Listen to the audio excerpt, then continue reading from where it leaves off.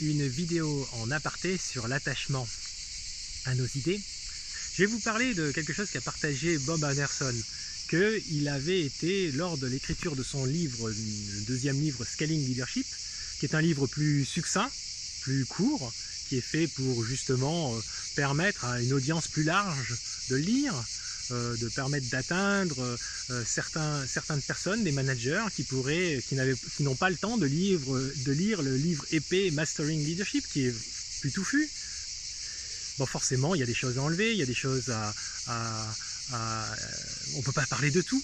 Et Bob Anderson, il était quand même relativement, je dirais, attaché à cela. Et vis-à-vis du co-auteur, de son partenaire, dans l'écriture de ce livre, eh bien, il y a eu des frictions. Et ces frictions, eh bien, il s'est rendu compte qu'il avait un élément de réactivité qui était l'attachement à ses idées.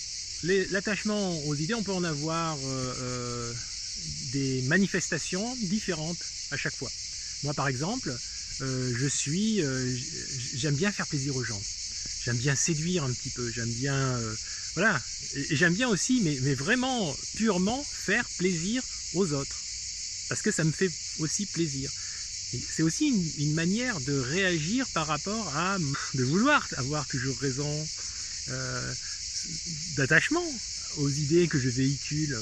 Je vais essayer de les faire parvenir par le biais de cette séduction, de cette envie de faire plaisir qui est à l'origine très pure, mais qui, dans certaines situations, poussée à son extrême, peut devenir un problème.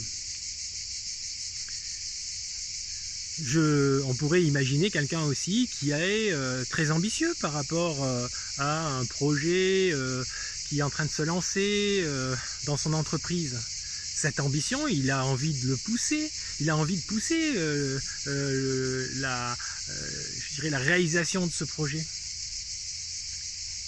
C'est très bien d'avoir quelqu'un qui soit là, moteur, qui a envie de mettre toutes les conditions pour que ça réussisse, qui va négocier les budgets, qui va amener les ressources, qui va être là comme un rouleau compresseur, qui va empêcher l'inertie ambiante de tuer cette initiative.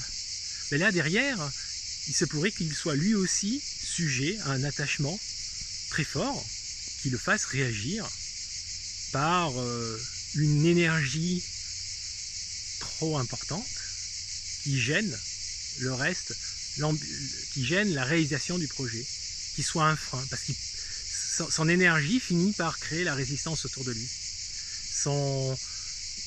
Une certaine inaptitude aussi à être curieux, une inaptitude à clarifier avec les autres qu'est-ce qui se passe, comment ils ont compris ce projet, afin que justement tous apportent par cette liberté d'expression un élément et qu'on ait plus de choix